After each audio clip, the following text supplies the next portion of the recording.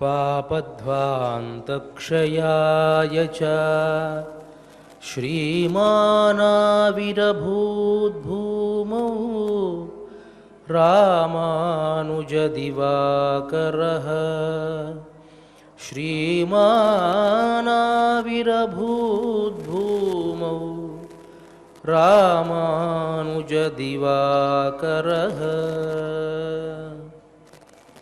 శ్రీ శ్వేతవరాహకల్ప అధినాయకుడైనటువంటి వరాహస్వామి పాదారవిందాల చింత అఖిలాండకోటి బ్రహ్మాండ నాయకుడు కలియుగ ప్రత్యక్ష దైవము అయినటువంటి శ్రీనివాసుని పాదపద్మాల వద్ద తిరుప్పావైజీయర్ అని పేరుగాంచినటువంటి భగవద్ రామానుజాచార్యుల పరంపరా ప్రాప్తమైనటువంటి శ్రీ శ్రీ శ్రీ పరమహంస పరివ్రాజకాచార్యవర్యులు ఉభయ వేదాంత ప్రవర్తకాచార్యులు అయినటువంటి తిరుమల శ్రీపదజీయంగార్ల పవిత్ర మఠ ప్రాంగణంలో భగవద్భాగవత ఆచార్యుల అనుగ్రహంతో తిరుమల తిరుపతి దేవస్థానములు శ్రీ వెంకటేశ్వర భక్తి ఛానల్ వారి సౌజన్యంతో ధనుర్మాస ఉత్సవ కార్యక్రమంలో నేటికి మనం 15వ పాశురంలోకి ప్రవేశించాం. ముందుగా భగవద్ రామానుజుల వైభవాన్ని తెలుసుకొని కార్యక్రమంలోకి ప్రవేశిద్దాం. రంగేశ గాయకసుతం విషయేషు మగ్నం దుర్మోచమేవ సకలైః సదుపాయవర్గైః ఆనీయ తస్య శిరసి స్వపదన్నిధాయ స్వామించకర్ధపత నిర్విషయాభిషంగం. శ్రీ వాధూల వీరరాఘవాచార్య స్వామివారు అనుగ్రహించినటువంటి శ్రీ రామానుజ అతిమానుషస్తవంలోని శ్లోకం ఇది. ఒకానొక సందర్భంలో శ్రీరంగంలో రంగేశ గాయకసుతం అంటే అరయర్లు, అక్కడ అరయర్ సేవ అనేటువంటి ఒక ప్రత్యేకమైనటువంటి సేవ ఉంటుంది. ప్రబంధాన్నంతా కూడా గాన రూపంలో ఒక నృత్య రూపకంలో భగవంతుని ముందు ప్రదర్శిస్తూ ఉంటారు ఈ అరయర్లు అనేటువంటి వారు. దీనినే అరయర్ సేవ అని అంటారు.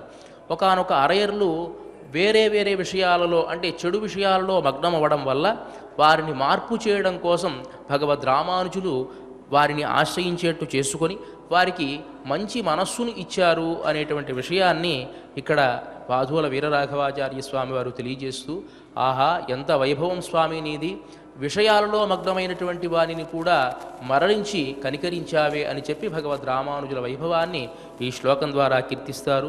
మరి అలాంటి భగవద్ రామానుజుల పరంపరకు సంబంధించినటువంటి ఇద్దరు మహనీయులు మనకు ప్రత్యక్షంగా ఇక్కడ వేంచేసి ఉన్నారు. వారికి నా మనఃపూర్వక దండ ప్రణామాలు తెలియజేసుకుంటూ కార్యక్రమాన్ని ఆరంభించవలసిందిగా ప్రార్థిస్తున్నాను.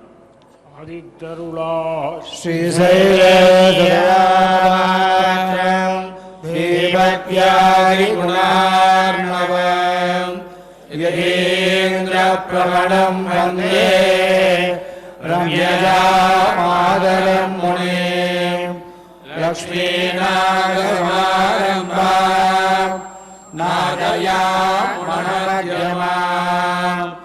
అస్మదాచార్యపర్యంతం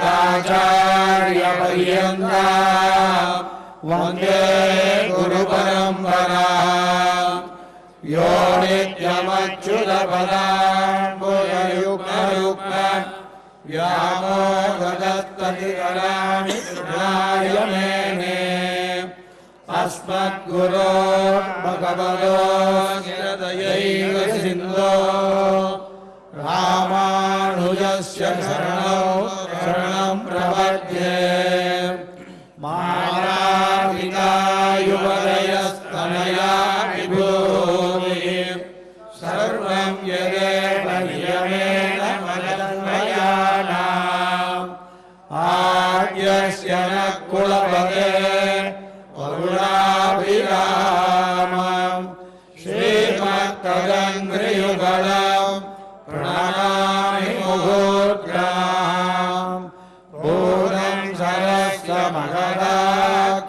పట్టణాద శ్రీభక్తిసారపురదేవాన్ భక్తాంధ్రియేణ పరకాలయతీంద్రమిశ్రాన్ శ్రీమత్పరాంకుశమునిం ప్రణతోస్మి నిత్యలీలాదుంగస్తనిహరిధరీ సుత్తముద్గోర్య కృష్ణం భారాజ్యం స్వం సృజిశతశిరసిద్ధమధ్యాపయంతి సోష్ఠిష్టాయాం శ్రద్ధనిగలితం యాపలాకృత్య భుంగే గోదావస్యై నమైదమిదం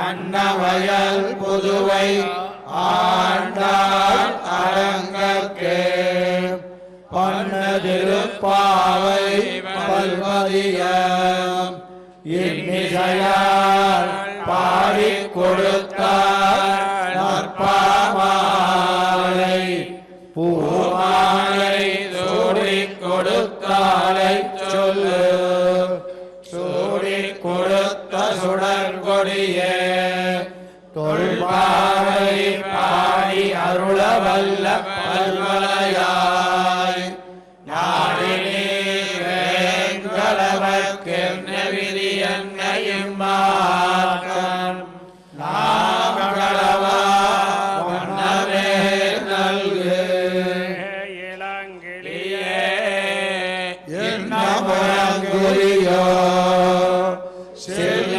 செல்லங்களையேன் நங்கமே போதறிகின்றேன் வல்லையும் கட்டுரைகள் பண்டேயும் வாயிலும் நல்லீர்கள் நீங்களே நானேதான் ஆயிடுக கொள்ளி போதாய் உனக்கென்ன பேருடையை எல்லாரும் போந்தாரோ போந்தார் போந்தன்னைக்கள் வல்லானை கொண்டானை மாட்டானை மாற்றழிக்க வல்லானை மாயனை பாடே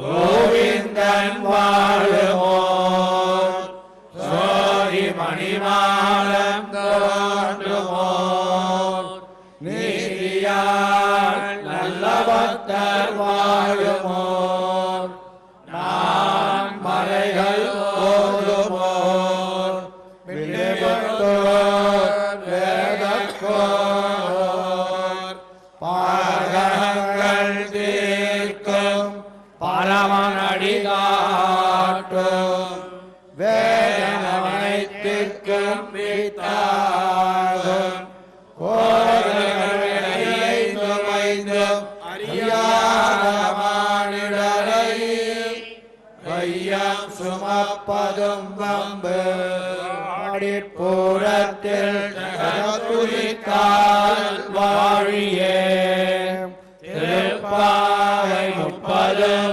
செப்பினால் வாழியே பெரியாழ்வார் பெற்றெடுத்த பெண் பிள்ளை வாழியே பெரும்போதோ மாமுனிக்கு பின்னானால் வாழியே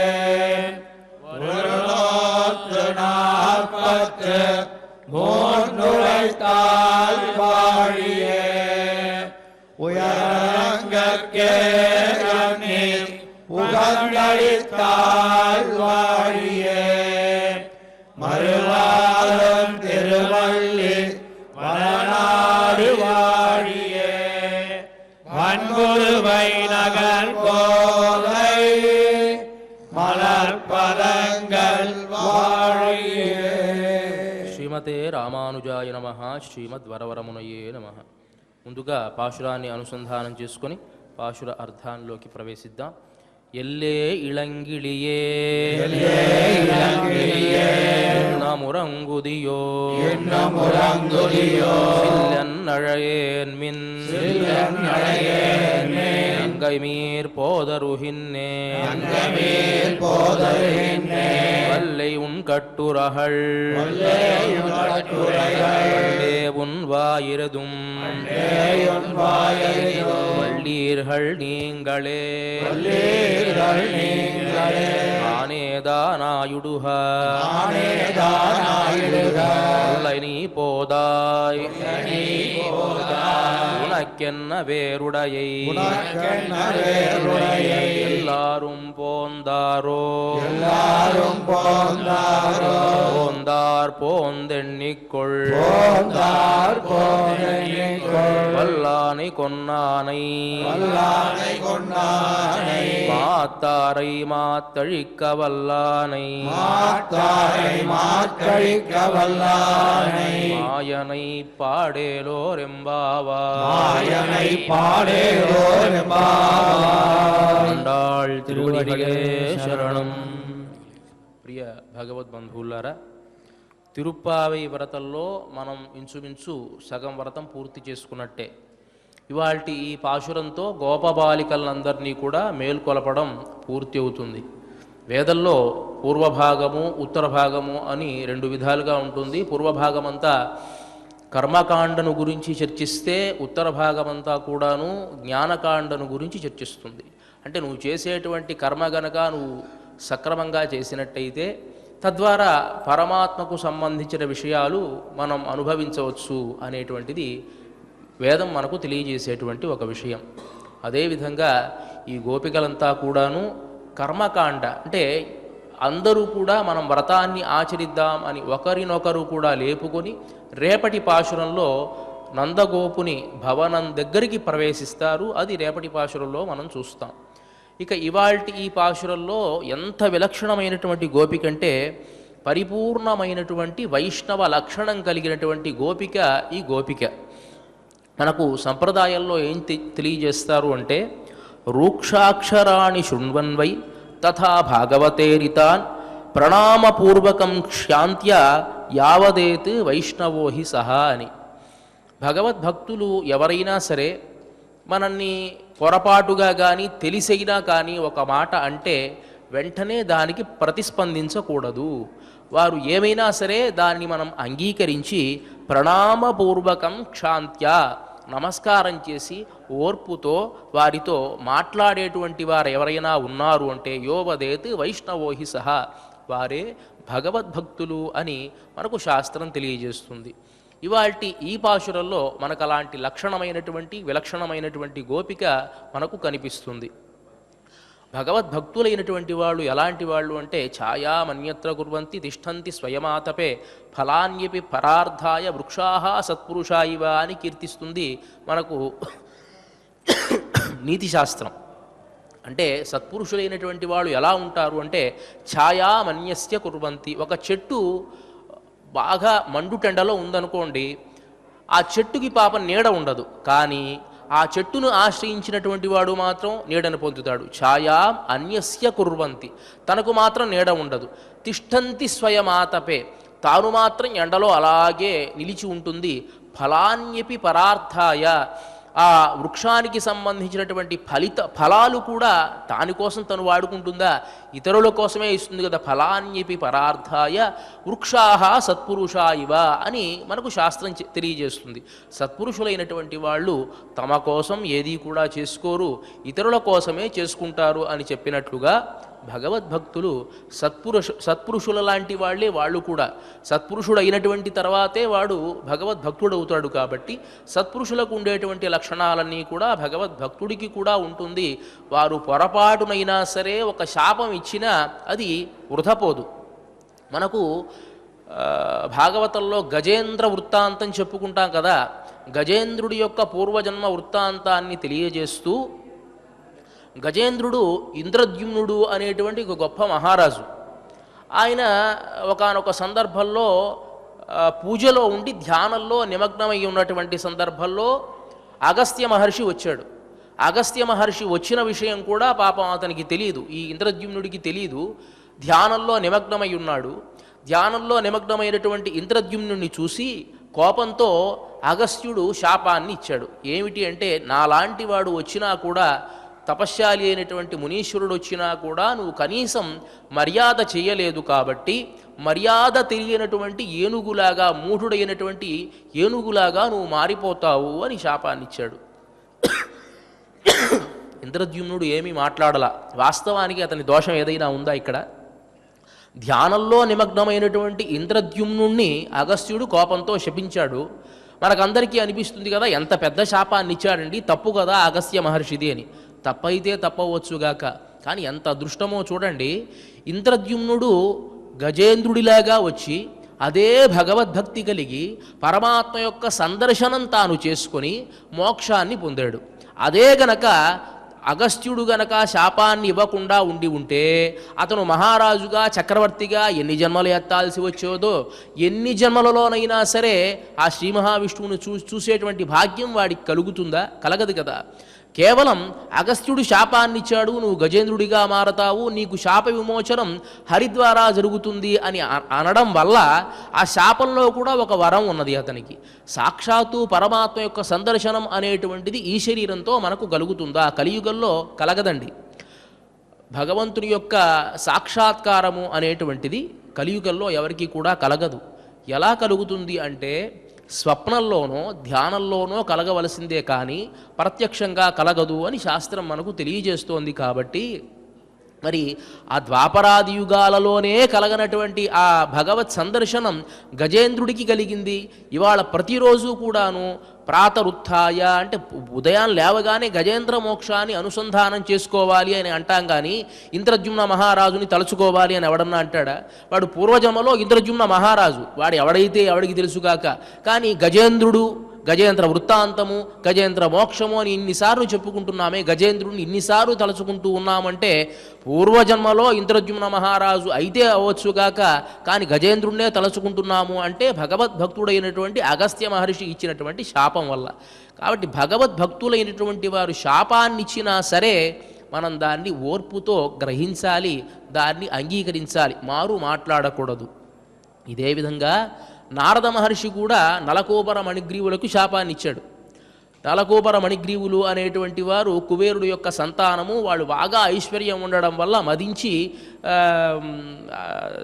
స్నానం చేస్తూ వివస్త్రులుగా ఉండడం వల్ల చూసినటువంటి నారద మహర్షి కోపంతో మీరు మరీ మూర్ఖంగా ఉన్నారు, మద్ది చెట్లుగా మారిపోతారు ఇద్దరూ కూడా అని శపించారు. ఎక్కడ ఉంది ఆ మద్ది చెట్లు అంటే నందుని పెరట్లో ఉన్నటువంటి మద్ది చెట్లు. ఎంత అదృష్టం ఉండి ఉండాలండి ఆ మద్ది చెట్లకి. అంటే కృష్ణ జన్మలో ఉన్నటువంటి ప్రతి స్వారస్యాన్ని, కృష్ణుడిని రోటగట్టడాన్ని చూసి ఉంటుంది, కృష్ణుడి దొంగతనాన్ని చేయడం చూసి ఉంటారు, కృష్ణుడు అల్లరి చేయడాన్ని చూసి ఉంటారు, అబద్ధాలు చెప్పడం చూసి ఉంటారు, ఆనందించడం చూసి ఉంటారు, యశోదాదేవి తిట్టడం, కొట్టడం, మురిపించడం, లాలించడం అన్నీ కూడా ఆ మది చెట్ల రూపంలో వారు పొందారు. అంటే వాళ్ళు ఎంత అదృష్టవంతులై ఉంటారు. నారద మహర్షి శాపాన్నే ఇచ్చాడు. ఏదో తమాషాగా చెప్తారు, అత్తరు సాహిబుతో తగాదా పెట్టుకున్నా మంచిదే అని. ఏం చేస్తాడు? అత్తరంతా జల్లిపోతాడు, నష్టమే లేదు, సువాసన భరితంగా మారుతాం. కాబట్టి సత్పురుషులైనటువంటి వారు ఒక మాట అన్నప్పుడు దానికి మనం ఎదురుగా మాట్లాడకూడదు అనేటువంటిది ఒక గొప్ప వైష్ణవ లక్షణంగా కీర్తించబడినటువంటి లక్షణం అలవరుచుకున్నటువంటి ఈ గోపబాలిక ప్రశాంతంగా పడుకుని ఉంది. ఎందువల్ల ఆమె మేలుగాంచలేదు అంటే ఈ భాగవత గోష్ఠినంతా ఒక్కసారి కళ్ళారా చూడాలి అని తాను అనుకుందట. ఇప్పుడు ఎంతమంది గోపికలు అంటే మనకు తిరుప్పావై వ్యాఖ్యానంలో పెరియవాచ్యాన్ని బిళ్ళై చెప్తారు కదా, 5 లక్షల మంది గోపికలు ఉన్నారట. వెంటనే మనకు అనుమానం వస్తుంది, 5 లక్షల మంది గోపికలు ఉంటే వాళ్ళ తల్లిదండ్రులు ఎంతమంది అయి ఉండాలి, తర్వాత వీళ్ళకి బంధువులు ఎంతమంది అయి ఉండాలి, అప్పుడు ఈ బృందావనం యొక్క వైశాల్యం ఎంత, ఇది అన్నా లెక్కేసుకోవాల్సిన అవసరం మనకు లేదండి. ఎందుకంటే ఎప్పుడైతే కృష్ణ పరమాత్మ జన్మించాడో దేవతలందరూ కూడా ఆయా రూపాలు ధరించి వచ్చేశారు ఆ గోకులానికి, ఆ కృష్ణ పరమాత్మ సందర్శనం చేసుకోవడం కోసం. కాబట్టి ఇది శాస్త్రీయంగా ఎప్పుడు ఇవన్నీ అడగాల్సిన అవసరం 5 లక్షల మంది గోపికలు గోకులంలో ఉన్నారు అని ప్రియవాచ్యాన్ని వెళ్ళే వ్యాఖ్యానంలో తెలియజేస్తారు. ఈ 5 లక్షల మంది గోపికలలో 4,99,092 గోపికల్ని ఒకేసారి చూడాలి అనేటువంటిది ఈమె యొక్క అభీష్టము. అందువల్ల ఈ భాగవత గోష్ఠి అంతా చూడాలి. ఇప్పుడు చూడండి, ఉదాహరణకి మనం ఒక ఎగ్జిబిషన్కి వెళితే లేకపోతే ఒక షాపుకి వెళ్ళాం అనుకోండి, అక్కడ రకరకాల వస్తువులు ఉంటాయి. ఆ వస్తువులు ఏది కొనాలో మనకే తెలియదు. ఈ వస్తువు కొందామా, ఈ వస్తువు కొందామా అని మనం అనుకుంటూ ఉంటాం కదా. అదేవిధంగా మీరు ఆలోచించండి, పరమాత్మ ఒక అవతారం ధరించి వస్తేనే మనం ఆహా రాముడు ఎంత బాగున్నాడో, కృష్ణుడు ఎంత బాగున్నాడో అని అనుకుంటున్నాం కదా. అలాంటిది అన్ని అవతారాల్లో పరమాత్మ సందర్శనం కనుక వరసగా ఉంటే ఏ అవతారాన్ని చూడగలం? ఈ అవతారం బాగుందా, ఈ అవతారం బాగుందా అని చూసుకుంటూ వెళతామా లేదా? మరి అదేవిధంగా జ్ఞానీత్వాత్మ ఇవ మేమతం అని కృష్ణ పరమాత్మ చెప్పినట్లుగా జ్ఞానుల యొక్క అంతర్యామిగా కూడా భగవంతుడు ఉంటాడు కాబట్టి భగవత్ సందర్శనం కంటే భాగవత సందర్శనం చాలా గొప్పది కాబట్టి వాళ్ళను చూడాలి. వాళ్ళనందరినీ కూడా ఒకేసారి చూస్తే ఎంత ఆనందం కలుగుతుంది కదా, కంటికి ఉండేటువంటి పాపాలన్నీ పోతాయి, ఎంతో ఫలితం అదృష్టం ఈ కళ్ళు చేసుకుని ఉంటుంది అనేటువంటి ఉద్దేశం ఈ గోప బాలికది. ఉదాహరణ చూడండి, మనకు త్యాగరాజాది వాగ్గేయకారులు ఉన్నారు, తర్వాత అన్నమాచార్యాది వాగ్గేయకారులు ఉన్నారు, తర్వాత ఎంతోమంది భక్తులు ఉన్నారు. వీళ్ళంతా కూడా ఒకవేళ నిజంగా ఒక్కసారి సందర్శనం కలిగిందనుకోండి, రామదాసు గారు అన్నమాచార్యుడితో ఎలా మాట్లాడతారో, త్యాగరాజు వారు ముత్తుస్వామి దీక్షితుల వారితో ఎలా మాట్లాడతారో, లేకపోతే గోదాదేవి నమ్మాళ్వార్లతో ఎలా మాట్లాడుతుందో ఆ దర్శనాన్ని ఒకసారి ఊహించుకోండి ఎలా ఉంటుంది. ఆ సందర్శనమే చాలా అదృష్టం కదా. ఒక్కొక్కళ్ళతో సంభాషణ. మనకి మామూలుగా అన్నమాచార్యుల వారు పురంధరదాసుల వారు కలిసినప్పుడు ఇద్దరూ ఒకరినొకరు వారి వారి యొక్క కృతుల గురించి మాట్లాడుకొని దీంట్లో ఇట్లా రాశాను, ఎంత స్వారస్యంగా ఉంది అని వాళ్ళు ప్రశంసిస్తే ఈయనలో ఉండేటువంటి ఈ కీర్తనలు ఆయన ప్రశంసించి ఒకరినొకరు ఆనందించారు అని మనం చరిత్రలో చెప్పుకుంటున్నాం కదా. మరి అదేవిధంగా వీరందరూ కూడా త్యాగరాజాది వాగ్గేయకారులు, ఆళ్వార్లు, ఆచార్యులు, ఎంతమంది భక్తులైతే ఉంటారో అందరూ కూడా ఒక్కసారి ప్రత్యక్షమై వారి గోష్ఠి గనక మన కళ్ళ ముందు ఉందనుకోండి, ఒకరినొకరు ఎట్లా సంభాషించుకుంటారు, ఎట్లా పలకరించుకుంటారు, ఏ రకమైన ఆనందాన్ని పొందుతారు, ఇది గనక చూస్తే ఎలా ఉంటుందో ఆలోచించండి. అలా ఈ గోపబాలిక అనుకుంది కదా, ఈ 4,99,900 మంది గోపికలని కూడా తన తనివి తీరా కంటి ద్వారా చూడాలి అని అనుకొని మారు మాట్లాడకుండా ఉన్నటువంటి గోపబాలిక తప్ప నిద్రపోయి మేల్కోకపోవడం కలిగినటువంటి దోషం ఉన్నటువంటి గోపబాలిక కాదు. సరే, నిన్నటి పాశురంలో అన్న పంగయక్కన్నా అని పాడ పంకజనేత్రం పరమ పవిత్రం శంఖచక్రధర చిన్మయ రూపం వెంకటాచల నిలయం వైకుంఠపురవాసం అని కీర్తించినట్లుగా పంగయక్కన్నాలై శంగుడు చక్కరమేంతుం తడక్కయ్యన్ పంగయక్కన్నాని అని నిన్నటి పాశురంలో చెప్పారు. కాబట్టి ఆ శబ్దము, ఆ స్వరము ఈ గోపిక వరకు వినిపించి వెంటనే తన్మయత్వాన్ని పొంది, ఆహా శంఖచక్రాలు ధరించినటువంటి పంకజ నేత్రుడైనటువంటి ఆ స్వామి ఎంత సౌందర్యంలో ఉంటాడో కదా అని ఆలోచిస్తూ తాను కూడా మైమరచి ఆ స్వరాన్ని పాడుతూ గొప్ప కీర్తనను తాను ఆలాపన చేస్తూ ఆ విషయంలో మునుగుతూ ఉంటే అప్పుడు ఈ గోపికలంతా కూడా వచ్చి అంటున్న ఎల్లే ఇళంగిలియే, ఎల్లే ఎంత ఆశ్చర్యమమ్మా, నువ్వు ముందులేస్తావని అనుకున్నావు, మాకందరికంటే కూడా చిన్న దానివి కదా నువ్వు, ఇళంకిలియే లేబ్రాయపు చిలుక. అంటే చిలుక ఏం చేస్తుంది అంటే ఒక పదాన్ని గనక మనం చెబితే పదే పదే పదే అదే పదాన్ని చెబుతుంది. రామ అన్నాం అనుకోండి, రామ రామ రామ రామ అంటుంది, కృష్ణ అంటే కృష్ణ కృష్ణ అంటుంది. ఆ చిలుకకి ఉండేటువంటి లక్షణం అది గొప్ప ఉత్కృష్టమైనటువంటి లక్షణం. పక్షులలో మాట్లాడగలిగినటువంటి పక్షులు ఒక 7-8 జాతులు మాత్రమే ఉన్నాయంటారు. గోరువంక మాట్లాడుతుంది, మైనా మాట్లాడుతుంది, చిలుక మాట్లాడుతుంది. ఇట్లా ఒక్కొక్క పక్షికి ఒక 7-8 పక్షులు మాత్రమే మాట్లాడగలదట. అలాంటి పక్షులలో ఈ చిలుక అనేటువంటిది కొంత ఉత్కృష్టమైనదండి. ఎందుకంటే పూర్వంలో ఈ రాజకుమార్తెలు లేకపోతే వీళ్ళంతా కూడా సందేశాలు పంపించడానికి కానీ తమ ఇళ్లలో పెంచుకోవడానికి కానీ ఎక్కువ చిలుక అయితే ఇష్టపడుతూ ఉండేటువంటి వాళ్ళు. ఇక్కడ మనం చూస్తూ ఉన్నాం, గోదా అమ్మవారి ఎడమ చేతిలో ఒక చిలుక. ఈ ధనుర్మాసం అంతా కూడాను మనకి వెంకటేశ్వర స్వామి హృదయం దగ్గర ఒక చిలుకని సమర్పించడం జరుగుతుంది. అదే విధముగా మకర తోరణంలో ఒక చిలుకని సమర్పించడం జరుగుతుంది. ఇది ఎక్కడి నుంచి వస్తుంది? శ్రీవిల్లిపుత్తూరు నుంచి వస్తుందండి. అంటే గోదాదేవి పంపిస్తుంది అన్నమాట ఆ స్వామికి.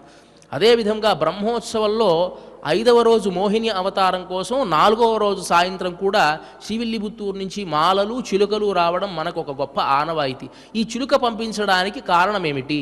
చిలుకకు గోదాదేవికి ఉండేటువంటి సంబంధం ఏమిటి అంటే, మనకు నాచ్యార్ తిరుమలలో ఒక పాశురం వస్తుంది. ఏమిటంటే, కూట్టిలిருந்து கிளியப்போதும் గోవిందా గోవిందా ఎన్ రయైక్కుం ఊట్టకొడాదు చెరుప్పనాహిల్ ఉలహలందాన్ என்று ఉయరక్కువం. గోదాదేవికి ఒకానొక సందర్భంలో ఒక చిలుక కనిపించింది. అది ఎప్పుడు కృష్ణ అని, రామ అని, గోవింద అని ఉచ్చరిస్తూ ఉంటుంది ఆ చిలుక. ఆ చిలుక మీద మమకారంతో తెచ్చుకొని ఇంట్లో పెంచుకుంటోంది ఈమె, ఈ గోదాదేవి. కానీ కృష్ణుణ్ణి వివాహం చేసుకుందాం అని తాను అనుకున్నటువంటి సందర్భంలో ఈ శరీరాన్ని ధరించలేను, ఏ విధంగా అయినా ఆ కృష్ణ పరమాత్మని తాను పొందాలి అని వ్రతం చేసేటువంటి సందర్భంలో ఈ చిలుక గోవిందా గోవిందా అని అరిచిందనుకోండి, ఎలా ఉందంటే కంటగింపుగా ఉందట. సహజంగా భార్య పక్కన లేనటువంటి సందర్భంలో భర్తకి, భర్త పక్కన లేని సమయంలో భార్యకి ఉండేటువంటి ఎడబాటును కవులు వర్ణించేటువంటి సందర్భంలో ఇద్దరూ కలిసి ఉంటే వెన్నెల చాలా బాగుంటుంది, కలిసి లేకపోతే ఏదో ఎండలా అనిపిస్తుందని వర్ణిస్తారు కదా. అదే విధముగా ఈ చిలుక గోవిందా గోవిందా అని అరుస్తూ ఉంటే అయ్యయ్యో ఇంకా నేను ఆ స్వామిని పొందలేకపోతున్నానే అనేటువంటి ఆ కోపంతో ఏం చేసిందట, తీసుకుని వచ్చి ఇలా అయితే బాగా స్వతంత్రం దీనికి ఎక్కువైంది, దీన్ని ఎట్లా అయినా చెప్పు చేతుల్లో పెట్టుకోవాలి అని చెప్పి ఒక బోనులో ఆ చిలుకను ఉంచి ఊట్టకు కూడా అది షరుప్పనాహిల్, దీనికి భోజనం పెడితే కదా, భోజనం పెట్టకపోతే నీరసించి మాట్లాడకుండా ఉంటుందేమో అనుకుని తాను ఆ బోన్లో ఉంచి భోజనం పెట్టకుండా ఉంది. అది ఆ చిలక ఈవిడ్ని మించిపోయింది వేదాంతంలో. అదంది కదా, నువ్వు పెట్టేదేమిటమ్మా, ఉలహళందాన్ என்று ఉయరక్కువం, ఈ లోకాల్ని కొలిచినటువంటి వాడున్నాడు కాబట్టి వామనమూర్తిని నేను తలచుకుంటాను, ఉలహళందాన్ என்று ఉయరక్కువం అని చెప్పి ఆ చిలక పెద్ద పెద్దగా ఉలహళందాన్ అని కీర్తిస్తూ ఉందట. ఆ చిలక ఈ విధముగా గోదాదేవి తాను ఒక చిలుకను పెంచుకుంది అనే వృత్తాంతం మనకు తెలుస్తుంది. అదే కాకుండా తాను దౌత్యాన్ని పంపించేటువంటి సందర్భంలో నాచియార్ తిరుమయిలో వస్తుంది, ఇన్నడిశిలోడు పాలముదూట్టి ఎడుత్తు ఎన్ కోలక్కిళియై ఉన్నడు తోழமை కొళ్ళவும் కుయిలే అని చెప్పి, ఓ కోయిలా, ఒక తోటలో పెద్ద కోయిల ఉంది, అది కూస్తూ ఉంది. గోదాదేవి అనేది కదా, కోయిల నువ్వు ఇక్కడి నుంచి వెళ్ళి దౌత్యాన్ని చెయ్యి, స్వామికి నా విషయాన్ని తెలియజేయి, ఒకవేళ నా విషయాన్ని తెలియజేయన పక్షంలో ఈ తోటలో నిన్ను ఉంచకుండా నిన్ను వెళ్ళగొడతాను అని చెబుతూ ఆ సందర్భంలో అంటుంది, నువ్వు గనక నా మాట విని దౌత్యాన్ని చేసినట్లయితే నేను ఇన్నడిశిలోడు పాలముదూట్టి అంటే పాయసాన్ని, అంటే వాస్తవానికి దాని పాలన్నాన్ని, పాలబువ్వను ఇచ్చి పెంచేటువంటి ఒక చిలుక నా దగ్గర ఉన్నది. ఎప్పుడు కూడా నేను ఆ చిలుకను పెంచుకుంటాను, ఆ చిలుకను ఉన్నోడు తోழமை కొళ్ళవం కుయిలే, నీతో స్నేహం చేసేట్టుగా చేయిస్తాను అని చెప్పి ఈ గోదాదేవి దౌత్యం చేసేటువంటి కోయలతో చెప్పేటువంటి సందర్భం కూడా మనకు నాచియార్ తిరుమయిలో కనిపిస్తుంది. అలాంటి విలక్షణమైనటువంటి చిలుక అన్నమాట. ఆ చిలుక అందువల్లే గోదాదేవి యొక్క హస్తంలో ఉంటుంది. అదే రామదాసుల వారు అంటారు కదా, రామచిలుకనొకతే పెంచి ప్రేమ మీర మాట నేర్పి రామ రామ రామాయను చూరమణి యొక్కతే. అక్కడ పేరు చెప్పాల, గోదాదేవి అని పేరు చెప్పకుండా రామచిలుకనొకతే పెంచి ప్రేమ మాటలాడ నేర్పి రామ రామ రామయనుచు రమణి యొక్కతే, ప్రేమ మీర భద్రాద్రి ధాముడైన రామవిభుడు కామితార్థ ఫలములిచ్చి కైవల్యం ఒసగలేదా. అలా తాను రామ రామ రామ అని చెబుతూ ఒక చిలుకను పెంచుకునేటువంటి ఆమెకు మోక్షాన్ని ఇవ్వడమే కాకుండా ఆ చిలుకకు కూడా మోక్షం ఇచ్చాడు కదా అని చెప్పి పేరు మాత్రం ప్రస్తావన చేయలా. ఎందువల్ల చేయాలంటే ఒకతే అంటే ప్రసిద్ధమైనటువంటి వాక్యాన్ని మనం ప్రయోగించేటప్పుడు చెప్పాల్సినటువంటి అవసరం లేదు. మనకి తిరుప్పావై ప్రబంధంలో కూడా ఒరుత్తి మహనాయ్ పిరందు ఓరురవిల్ ఒరుత్తి మహనాయ్ ఒళుత్తి వళరా అని గోదాదేవి చెబుతుంది. ఒక ఆమెతకు కుమారుడిగా జన్మించి ఆ రాత్రే బయలుదేరి వెళ్ళిపోయి ఇంకో ఆమెకు కుమారుడిగా పెరిగినటువంటి వాడా అని చెప్తుంది. ఎవరున్నారు? ఇతిహాసంలో చూసుకుంటే కృష్ణ పరమాత్మ మాత్రమే అలా ఉన్నాడు. పేరు చెప్పాల్సినటువంటి అవసరంలా. ఎందువల్లంటే ప్రసిద్ధమైనటువంటి వారికి పేరు చెప్పాల్సినటువంటి అవసరంలా. వేదం కూడా యహ అనేటువంటి పదం ప్రసిద్ధమైనటువంటి దానికి ప్రయోగిస్తూ ఉంటుంది. యహ ఎవడైతే అని ఎవడైతే అంటే చెప్పాల్సిన అవసరం. ఎవడు ఈ సృష్టి చేసినటువంటి వాడో అంటే ఎవడు సృష్టి చేసిన వాడో అందరికీ తెలుసు కాబట్టి పేరు ప్రయోగించదు వేదం కూడా. అలా ప్రసిద్ధార్థానికి ప్రయోగించాల్సినటువంటి అవసరం లేదు అని శాస్త్రం చెప్పింది. కాబట్టి రామదాసు వారు కూడా ఈ గోదామ్మ వైభవం చెప్పేటువంటి సందర్భంలో ఒకతే రామచిలుకను పెంచింది అని చెప్పినట్లుగా ఆ గోదాదేవి పాలబూవని తినిపించి రామనామాలు కానీ గోవిందనామాలు కానీ ఎప్పుడు కూడా చెప్పుకుంటూ తన చేతిలో ఉండేటువంటి చిలుకని ప్రస్తుతించింది. కాబట్టి ఆమె చేతిలో ఒక చిలుక ఉంటుంది కాబట్టే ఎడమ చేతిలో ఆమె ఆ చిలుకని ధరించి ఉంటుందన్నమాట. ఇది ఆమె యొక్క వైశిష్ట్యం. ఇక స్వామికి చిలుకను పంపించడానికి కారణం దౌత్యం అన్నమాట. దౌత్యం పంపించింది కదా, చిలుకని దౌత్యానికి, కోయిలని దౌత్యానికి పంపించింది కాబట్టి దానికి గుర్తుగా చిలుకని చెప్పడం జరుగుతుంది. అంతేకాకుండా ఆత్మకు నిదర్శనంగా చిలుకని చెబుతారు వేదాంతులైనటువంటి వారు. కొంతమంది ప్రాణం పోతే చిలుక ఎగిరిపోయింది అని అంటారు. చిలుక ఎగిరిపోయింది ప్రాణం పోయింది అని అర్థం. అంటే ఆత్మ వెళ్ళిపోయింది శరీరాన్ని విడిచి అని. ఈ గోదాదేవిలో ఉండేటువంటి చిలుకకి 2 స్వారస్యాలు ఉన్నాయి. మామూలుగా చిలుకని పెంచుకుంది అని ఒకటైతే, తన చేతిలో ఈ జీవాత్మలకు ప్రతిరూపంగా ఉండేటువంటి చిలుకను తాను ధరించి పరమాత్మకు వీరిని నువ్వు గ్రహించాల్సింది అని వీరి యొక్క పరిస్థితుల్ని గురించి, అంటే మనకి స్మస్మై ప్రసూనార్పణం అని చెప్పినట్లుగా మాదృశా కించనత్రాణ బద్ధకంకణపాణయే విష్ణుచిత్త తనూజాయై గోదాయి నిత్యమంగళం అని చెప్పినట్లుగా ఈ భూలోకంలో ఉండేటువంటి జీవరాశులందరూ కూడా తరించాలి అనేటువంటి ఉద్దేశంతో వారి వైపు తానుండి వారిని ఉద్ధరించడం కోసం వారి కష్ట సుఖాలన్నీ కూడా పరమాత్మకు తెలియజేసి మనల్ని అనుగ్రహించడం కోసం ఆ ప్రతిరూపంగా ఆ చిలుకను ధరిస్తుంది అని పెద్దల యొక్క ఒక ఉవాచ. కాబట్టి రామచిలుక అంత విశేషం. రామచిలుక అని అంటాము కదండి. రామచిలుక అంటే అర్థం ఏమిటి? రాముడికి చిలుకకి ఏదైనా సంబంధం ఉందా అంటే, రామచిలుక అంటే అందమైన చిలుక అని అర్థం. రమయతీతి రామ అని కదా, అందమైన చిలుకను చూస్తేనే ఒక ఆహ్లాదం కలుగుతుంది కాబట్టి రామచిలుక. రామ అనేటువంటిదేమో సంస్కృత పదం, చిలుక అనేదేమో తెలుగు పదం. ఈ సమాసం అవుతుందా లేదా అంటే నన్నయ్య గారు ఒక సూత్రాన్ని చెప్తారు. సిద్ధిర్లోకా దృశ్య అనేటువంటి సూత్రం ప్రకారం రామచిలుక అని అనవచ్చు అని దానికి ఒక సూత్రం అన్నమాట. కాబట్టి రామచిలుక అనేటువంటి పదాన్ని ప్రయోగిస్తాము. ఈ రామచిలుకకు ఉండేటువంటి వైలక్షణ్యం ఇలాంటిది కాబట్టి సొంతగా ఏ మాట కూడా కల్పించి చెప్పదు. పెద్దలు ఏదైతే ఒక విషయాన్ని చెప్తారో ఆ విషయాన్నే చెబుతుంది. మున్నోరు మొழிந்த முறை தப்பாமல் கேட்டு பின்னோர்ந்து தாமதனை பேசாதே தன்னெஞ்சில் தோத்தினதே சொல்లాగా మున్నోరు మొழிந்த முறை தப்பாமல் கேட்டு పిన్నోర్ந்து తామదనై పేషాదే. అంటే మున్నోరు మొழிந்த ముறை పెద్దలు చెప్పినటువంటి దారిని శ్రద్ధాపూర్వకంగా విని మననం చేసుకొని మనం ఉండి అది మాట్లాడేలే తప్ప నా మనసుకు ఏదైతే దోస్తుందో అప్పుడప్పుడు నాకు స్ఫురించినటువంటి మాటలు మనం చెప్పకూడదు. ఇప్పుడు ఎన్ని ఉపన్యాసాలు చెప్పినా ఎన్ని వ్యాఖ్యానాలు చేసినా పెద్దలు చెప్పినటువంటి వ్యాఖ్యానాలను ఆధారంగా చేసుకుని ఆ వ్యాఖ్యానాలకు విరుద్ధంగా లేనట్టు మాట్లాడాలే తప్ప నాకు ఈ పాశురంలో ఇలా తోచింది కాబట్టి ఇలా నేను వ్యాఖ్యానాన్ని చేస్తున్నాను అని చేయకూడదు. అదే విషయంగా ఇక్కడ ఈ గోపబాలికకు ఉండేటువంటి వైలక్షణ్యం ఏమిటి అంటే, కిళియే, నువ్వు ఎప్పుడూ కూడా ఒక పొర్లు పోకుండా మేము ఎట్లా అయితే తలుచుకున్నామో ఒక పంగయక్కన్నా అని పాడానో అదేవిధంగా నువ్వు ధ్యానం చేస్తూ ఉన్నావమ్మా అని చెప్పి ఎల్లే ఇళంగిళియే ఇన్నమురంగుదియో, ఇంకా నిద్రపోతున్నావమ్మా అనేటప్పటికీ తాను భగవద్ అనుభవం చేస్తూ ఉంది కదా, ఆ భగవద్ అనుభవానికి ఒక్కసారిగా ఆటంకం కలిగింది. షిల్ అని రయ్యన్, అబ్బా ఏమిటమ్మా వస్తున్నాను ఉన్నాడు, ఒక్క షిల్ అని రయ్యన్, అలా పెద్దగా అరుస్తారేమిటి మీరు అంటే, భగవద్ ధ్యానంలో ఉన్నటువంటి వారికి, ధ్యాన పారవశ్యంలో ఉన్నటువంటి వారికి సమాధ స్థితి భగ్నం అయితే కొంచెం ఇబ్బంది కలుగుతుంది కదా, కాబట్టి అలా పెద్దగా అరవకండమ్మా, షిల్ అని రయ్యన్ మీన్ పెద్ద ఒక్కసారిగా మీరు అట్లా అరవకండి అని అన్నది. అలా అనవచ్చునా అంటే, మనకు శ్రీరంగ క్షేత్రంలో నంబిళ్ళై అనేటువంటి ఒక గొప్ప ఆచార్యులు ఉండేటువంటి వారు. ఇప్పుడు మనం చెప్పేటువంటి నమ్మాళ్వార్ల పాశురాలకు అన్నిటికీ కూడా వ్యాఖ్యానం వారు చేసినటువంటిదే. వారు అందించినటువంటి వ్యాఖ్యానాన్ని వడక్కు తిరువీధి పిళ్ళై అనేటువంటి వారు పుస్తకంగా మార్చారు, అంటే గ్రంథస్థం చేశారు. కానీ వాస్తవానికి వారి ఉపన్యాసమే అంతసేపు ఉండేదట. దాని భగవద్ విషయం ఈడు 36 పడి అని అంటారనమాట. ఆయన శ్రీరంగ క్షేత్రంలో ఉపన్యాసం చెబితే ఎంతమంది జనాలు వచ్చేవారంటే, నంబిళ్ళై గోష్ఠియో నంబెరుమాళ్ గోష్ఠియో, అది పెరుమాళ్ మనకి వెంకటేశ్వర స్వామిని చూడడానికి తండోపతండాలుగా వస్తాం కదా, అదే విధముగా రంగనాథ స్వామిని చూడడానికి కూడా చాలామంది జనం వస్తారు.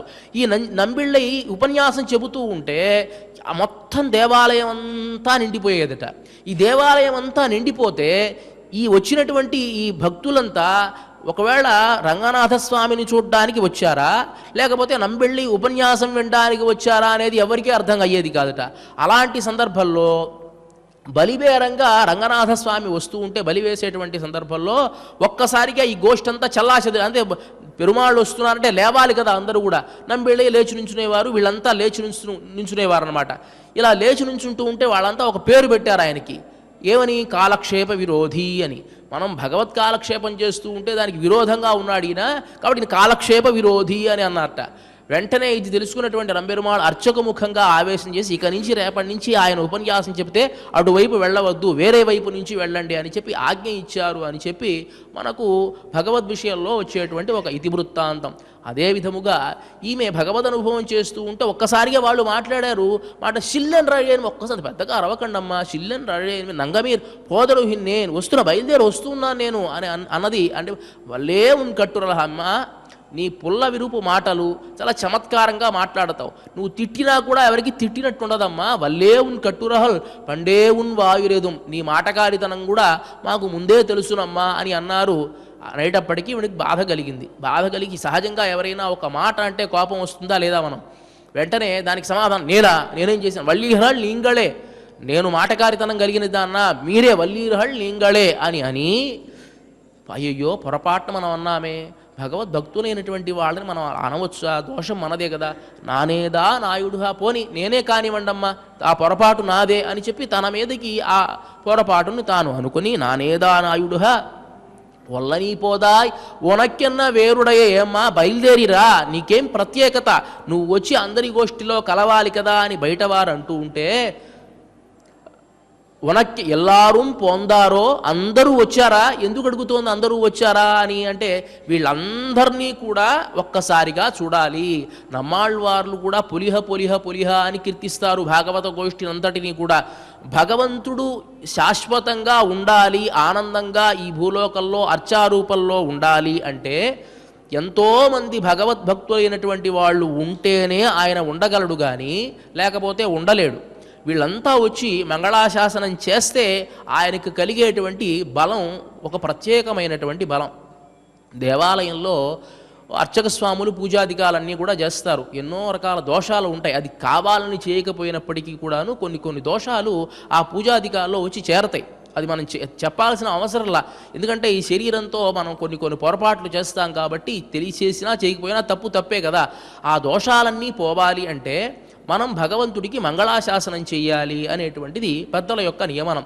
ఆ భగవంతుడి దగ్గరికి వెళ్ళి మనమంతా కూడా ముక్తకంఠ సంగచ్చధ్వం సంబదధ్వం సంభో మనాంసి జానతాం అన్నట్లుగా స్వామి పల్లాండు పల్లాండు పల్లాయిరత్తాండు పలహోడి నూరాయిరం అని కీర్తించినట్లుగా, స్వామి నువ్వు ఎన్నో వేల సంవత్సరాలు సుఖంగా ఉండాలి అని మంగళాశాసనం కనుక చేసినట్లయితే మనం చేసేటువంటి పూజాధికాలలో ఉండేటువంటి దోషాలన్నీ పోతాయి అని. అదేమిటండి అట్లా పోతుందా అని అంటే, మంచి మనస్సుతో వాళ్ళకి మంత్రం తెలియకపోవచ్చు, శాస్త్రం తెలియకపోవచ్చు, లేకపోతే సరి అయిన ఉచ్చారణ రాకపోవచ్చు, వారంతా కూడా భగవంతుడి దగ్గర ఆర్తిగా ఉండి, స్వామి ఇవాళ నిన్ను సేవిస్తూ ఉన్నాను ఈ కంటితో, ఈ స్వామిని ఎప్పుడో భగవద్ రామానుజులు సేవించి ఉంటారు కదా, నమ్మాళ్వారు ఒழிవిల్ కాలమెల్లామడి నమ్మాళ్వార్లు సేవించి ఉంటారు కదా, తిరుమంగళాళ్వార్లు సేవించి ఉంటారు కదా, ఎంత కాలంగా నుంచుని మా కోసం వేచి ఉన్నావే స్వామి, నిజంగా నువ్వు ఎప్పుడూ సుఖంగా ఉండాలి, ఆ వాళ్ళు చూడడమే కాదు మేము చూడడమే కాదు భవిష్యత్తరాలు కూడా నిన్ను సేవిస్తూ ఉండాలి అని చెప్పి కేవలం అక్కడికి వెళ్ళి ఆ పాశురాలలో ఉండేటువంటి స్వారస్యం తెలియకపోయినా మనస్సులో ధ్యానం చేస్తే ఆ స్వామి ఉండకుండా పోతాడా? కాబట్టి మంగళాశాసనం అని ఎందుకు చేస్తామంటే, వాస్తవానికి భగవంతుడికి మనం మంగళాశాసనం చేయగలిగినటువంటి సమర్థులమా అంటే, సమర్థులం కాకపోయినా అయినా కూడా భగవంతుడు బాగుండాలి అని కోరుకోవడంలో దోషమేమీ లేదు కదా. ఎందువల్ల అది ప్రేమ అతిశయంతో వచ్చేటువంటిది కాబట్టి పల్లాండు అని మంగళాశాసనం చెయ్యాలి. అదే విధముగా ఇక్కడ ఉండేటువంటి ఈ గోపబాలిక కూడా వీళ్ళందరి గోష్ఠిని, అంటే భగవంతుడికి ఒక పెద్ద కోటగా ఉండేటువంటి వాళ్ళు భగవద్భక్తులు. ఇప్పుడు శ్రీరంగాది క్షేత్రాలలో తురుష్కులు వచ్చి దండయాత్రలు చేస్తే ఆ శ్రీరంగ స్వామిని ఉత్సవర్లను తీసుకుని వచ్చి ఆ మూలవర్ల ముందు పెద్ద గోడంతా కట్టేసేసి, తురుష్కులు ఏదైనా మూలవర్లకు అపకారం చేస్తారేమో ముందు ఒక గోడ కట్టి ఉత్సవర్లని వేంచేపు చేసుకుని బయలుదేరి అక్కడి నుంచి వచ్చి తిరుమల క్షేత్రానికి వచ్చి ఆ సమయంలో ఆ కాలంలో ఇక్కడికి వచ్చి ఇక్కడ రంగమంటపంలో వేంచేపు చేశారు అంటే వారు ఎంత కష్టపడి ఉంటారు, ఎంత చాకచక్యంగా తురుష్కుల నుంచి తప్పించుకోవడం. నిజంగా వాళ్ళు పారిపోవచ్చు కదా, రంగనాథ స్వామిని తీసుకొచ్చి ఇక్కడ వేంచేపు చేయాలా, ఆయన ఉంటే ఎంత పోతే ఎంత అని అనుకోవాలా, ఆయన సుఖంగా ఉండాలి అని చేశారంటే ఎవరు చేశారు? భగవద్భక్తులు చేశారు. వారే కోట కూడా. ఒకానొక సందర్భంలో భట్టరు వారు వేంచేసి ఉన్నప్పుడు శ్రీరంగానికి ఒక పెద్ద ప్రాకారం నిర్మించాలి అని అనుకున్నారట. అక్కడ రాజుగారు ఈ భట్టరు వారి యొక్క శిష్యుడు. ఆయన అన్నారు కదా, ఆయన పేరు గుర్తు రావడం లేదు, ఆ స్వామి ఆ కోట కూడా ఆ ప్రాకారం నిర్మిస్తూ ఉంటే ఒక ఆచార్యుల యొక్క గృహం అడ్డం వచ్చింది. అడ్డం వస్తే వెంటనే ఆ గృహాన్ని తొలగించేయాలి అని చెప్పి ఆయన ఆజ్ఞాపించాడు.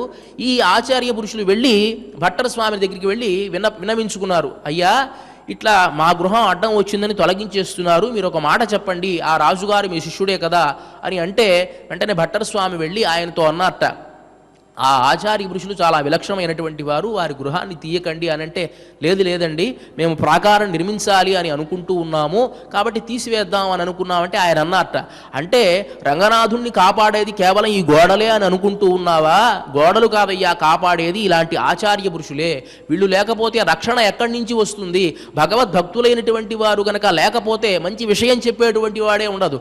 ఒక పండితుడు ఒక దేవాలయానికి వెళితే ఆయన తోసేస్తే ఆయన ఎప్పుడో మా చేతికి చిక్కవ పరపరాభూత ప్రభా ఉండవై అని అంటాడు. ఓ స్వామి, మేము ఆస్తికులము, నాస్తికుడు వచ్చి ఎప్పుడో దేవుడు లేడు అని చెప్తాడు, అప్పుడు దేవుడు ఉన్నాడు అని చెప్పాలంటే మాలాంటి వాళ్లే కావాలి, అప్పుడు ఎప్పుడో మా చేతికి చిక్కవా, మాకు దొరకవా స్వామి, పరపరాభూత ప్రభా ఉండవై, ఇతరుల చేత నువ్వు అవమానింపబడి మా చేతికే వస్తావయ్యా, మాకు గౌరవించడం అనేది ముందు వాళ్ళకి ఆ మనస్సుల్లో ప్రవేశించి చెయ్యి అని పెరుమాళ్ళని ప్రార్థించినట్లుగా భగవద్భక్తులైనటువంటి వాళ్ళు పరమాత్మకి పెద్ద కోట గోడ లాంటి వాళ్ళు కాబట్టి వాళ్ళని సందర్శనం చెయ్యాలి అని చెప్పి ఎల్లారూ పోందారో, అందరూ వచ్చారా?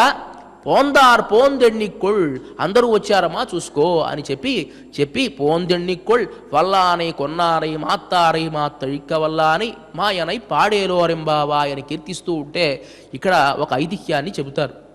ఈ గోపబాలికకు మంచి జ్ఞానం ఉన్నటువంటి గోపబాలిక, ఇతరులను ఒక మాట అనకుండా తన మీదే దోషాన్నంతా ఆరోపణ చేసుకోవడం అనేటువంటిది స్వతసిద్ధంగా రావాల్సిందే కానీ అది ఏదో మనం ప్రయత్నం చేస్తే వచ్చేటువంటిది కాదు అని చెబుతూ భరతుడి వృత్తాంతాన్ని చెప్తారు. భరతుడు కేకయ రాజ్యంలో ఉన్నటువంటి సందర్భంలో కైకేయి దశరథ మహారాజుని వరాలు అడగడం, తద్వారా రాముడు వనవాసానికి బయలుదేరి వెళ్ళడం, ఆ సందర్భంలో దశరథ మహారాజు మరణించడం, దశరథ మహారాజు మరణించినటువంటి తర్వాత వశిష్ఠ మహర్షి తరువాత కార్యక్రమాలన్నీ జరగాలి, రాజ్యం జాగ్రత్తగా ఉండాలి, కాపాడబడాలి, రాజు అనేటువంటి వాడు లేని పక్షంలో రాజ్యానికి ముప్పు వస్తుంది అని త్వరగా కొంతమందిని పంపించి కేకయ రాజ్యానికి, ఆ కేకయ రాజ్యంలో ఉన్నటువంటి భరతుణ్ణి శత్రుఘ్నుణ్ణి తీసుకుని రండి అని అన్నాడు. వెంటనే భరతుడు శత్రుఘ్నులు బయలుదేరి వచ్చారు, అయోధ్యకి వచ్చారు. కైకేయి దగ్గరికి వెళ్ళి నమస్కారం పెట్టాడు భరతుడు. అన్ని కుశల ప్రశ్నలు వేస్తూ ఉన్నాడు. అమ్మా, నేను అయోధ్య నగరాన్ని దూరం నుంచి గమనిస్తూ ఉన్నాను, ఏదో కొంత ఇబ్బంది పడుతూ ఉన్నట్టున్నారే, దశరథ మహారాజు వారు ఎక్కడా, ఆయన కనిపించడం లేదు, ఈ భవంతిలోనే ఉండేవారు కదా, నీకు దశరథ మహారాజుకి మంచి అన్యోన్యత ఉంది కదా, ఇక్కడ లేరా, లేకపోతే కౌసల్యాదేవి గృహానికి వెళ్ళారా ఏమిటి అని అడుగుతూ ఉంటే ఆమె అన్నది కదా, రాజన్ అని సంబోధించింది. అది పట్టించుకోవాలా మొట్టమొదట ఆయన, నాయన దశరథ మహారాజు మరణించాడు అని అంది. ఏమండి, మరణిస్తే భర్త పోతే ఎలా ఏడవాలి భార్య అనేది? నాయన ప్రయాణం బాగా సాగిందా, ఎన్ని రోజులైంది, ఎన్ని రోజులుగా బయలుదేరావు, వాళ్ళు ఏదైనా ఇవన్నీ అడిగింది మొట్టమొదట. ప్రయాణం ఎవరైనా భర్త పోయి ఎడవాలి కానీ భర్త పోతే వస్తే, ఆ పిల్లవాడు వస్తే, భరతుడు వస్తే, నాయన ప్రయాణం బాగా సాగిందా, ఎన్ని రోజులైంది, ఎన్ని రోజు బయలుదేరావు, ఎప్పుడు వచ్చావు నువ్వు, వాళ్ళు ఏదైనా పంపించారా అని అడిగింది. ఇదంతా కూడా అమ్మ వాళ్ళన్నీ పంపించారు, ముందుగా బయలుదేరి వద్దాము, ఏదో అదేంటి శీఘ్రమైన కార్యం ఉంది అని తెలియజేశారు కాబట్టి బయలుదేరి వచ్చానమ్మా అని అన్నాడు. ఈయన వెంటనే నింపాదిగా చెప్పింది, సావు కబురు చల్లగా చెప్పడం అంటే ఇదే, దశరథ మహారాజు మరణించాడు అని. అయ్యయ్యో, దశరథ మహారాజు మరణించాడా, ఆయన్ని నేను చూడలేకపోయానే, కడపటి చూపు కూడా లేకుండా పోయిందే, ఆయనకు అంత్యక్రియలు చేసినటువంటి ధర్మాత్ముడైనటువంటి రామచంద్రమూర్తి ఎంత అదృష్టవంతుడో కదా, నిజంగా దశరథ మహారాజు ఇప్పుడు ఉంటే నన్ను ఎంత లాలించేవాడో కదా అని బాధపడుతూ ఉండి ఏమిటమ్మా నాన్నగారు చివర ఏదైనా చెప్పారా మాట అని అన్నాడు ఆయన. అప్పుడు ఆవిడ అంది కదా, చెప్పాడు నాయన, రామచంద్రమూర్తిని మళ్ళీ చూసేటువంటి అయోధ్య ప్రజలు చాలా అదృష్టవంతులు అని చెప్పాడండి. అదేమిటి రామచంద్రమూర్తిని మళ్ళీ చూసేటువంటి అయోధ్య ప్రజలు అంటామేంటి, రామచంద్రమూర్తి ఇక్కడ లేడా అని అంటే, లేడు కదా, నేనే వెళ్ళిపోమని చెప్పాను కదా, నేను వరాలు అడిగాను, ఆ వరాలు అడిగితే ఆయన అడవికి పోయాడన్నాడు.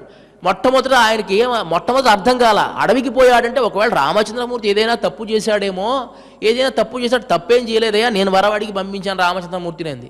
ఓసి దుర్మార్గులాలా, నువ్వు ఈ నిజంగా ఈ రాజ్యానికి పట్టిన దరిద్రానివి, ఈ వంశానికి పట్టిన దరిద్రానివి, పాపిష్టిదానివి, ఒకవేళ దేవతలే ఈ వంశాన్ని నాశనం చెయ్యాలి అని చెప్పి నిన్ను పంపించారేమో, నీకు బుద్ధి జ్ఞానం లేదు అని చెప్పి తిట్టాడు. సరే, అంతా అయిపోయింది. ఆ సందర్భంలో ఈ కైకేయదేవికి కూడా, కేకయి కూడా ఈ బుద్ధి పుట్టించినటువంటి మందర కైకేయి ఇచ్చినటువంటి ఆభరణాలన్నీ కూడా ధరించి, అంటే కైకేయి దగ్గరికి వెళ్ళినప్పుడు ఈ దిక్కుమాల సలహా అంతా ఇచ్చింది ఆవిడే కదా, ఇదంతా ఇస్తే సంతోషించి మొట్టమొదటి ఇష్టపడలా, కానీ కొంచెం మనస్సుకి ఆవిడకి కొంత అంటుకుంది అనమాట. ఆ మలినం కొంచెం అంటుకుంది కాబట్టి మంచి సలహా ఇచ్చావు మందర అని చెప్పి ఆ మందరకంతా కూడాను కొన్ని ఆభరణాలు ఇచ్చింది. ఈ ఆభరణ ఒకవైపేమో దశరథ మహారాజు చనిపోయి ఉన్నాడు, రామచంద్రమూర్తి ఏమో వనవాసానికి వెళ్ళిపోయాడు, అంతఃపుర స్త్రీలంతా రోదనలు చేస్తూ ఉన్నారు. ఈ సందర్భంలో కైకేయి ఇచ్చినటువంటి ఆభరణాలని కూడా పెట్టుకుని అద్దంలో చూసుకుని తన అద్భుతమైనటువంటి రూపాన్ని, ఆ వానర రూపాన్ని చూసుకుని వర్ణిస్తాడు. వానర రూపం అనే వర్ణిస్తాడండి దాంట్లో. ఆ వానర రూపాన్ని పెట్టుకుని అసలే మందర గూని అలా బయలుదేరి వస్తూ ఉంటే శత్రుఘ్నుడు చూసి ఎక్కడ లేని పట్టలేని కోపం అంతా వచ్చి ఒక్కసారి బరబరా లాక్కొని వచ్చి, ఇదిగో అన్నయ్య, దీనికి అంతటికి కారణం ఈ పనికి మాలిందే, దీన్ని చంపేస్తాను ఇప్పుడే అని అన్నాడు ఆయన.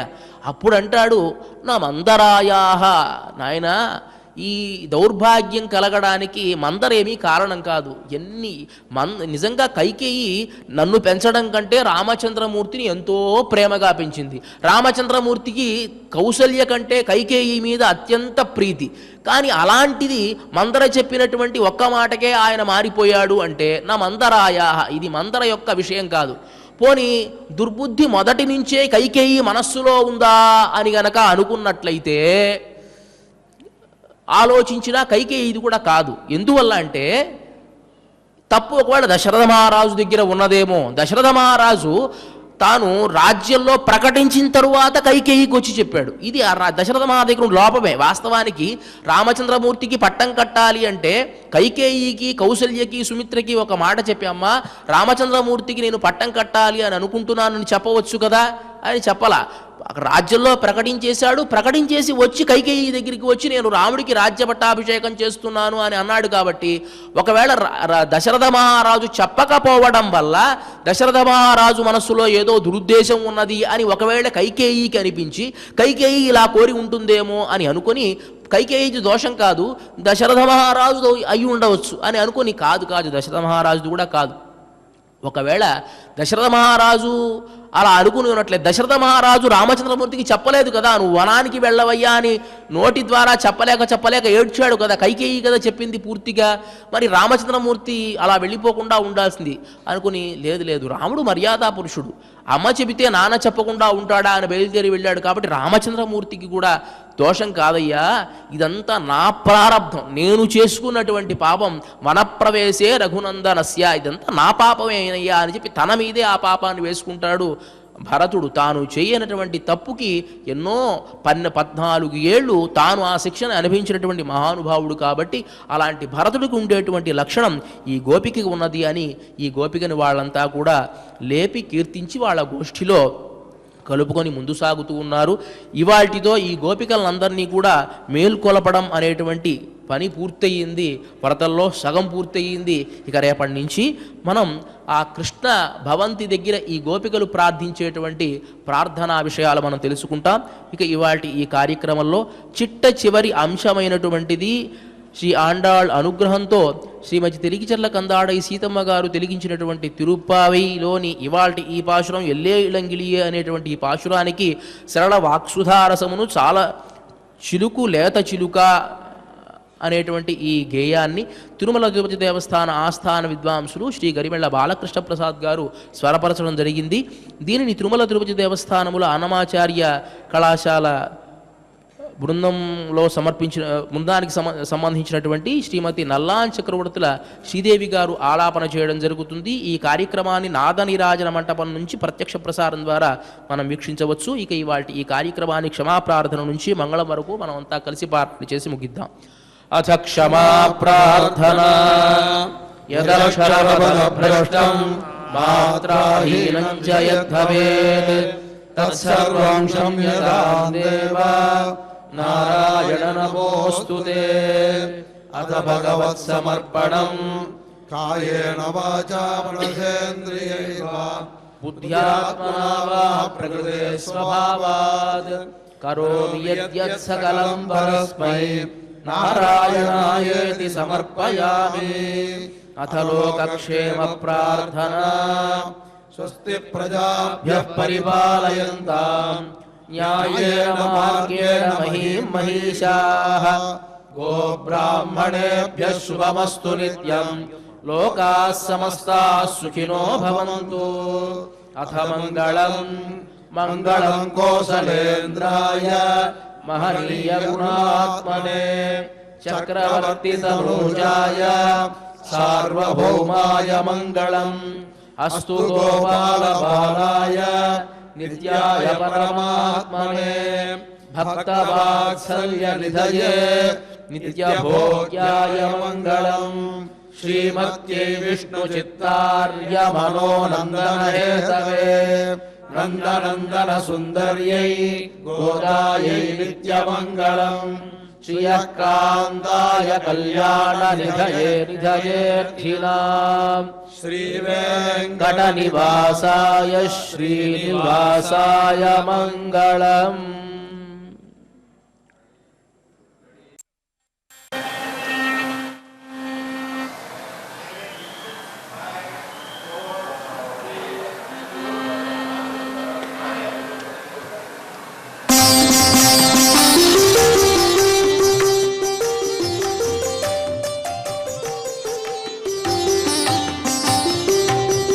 సరళ వాక్సుధా రసమును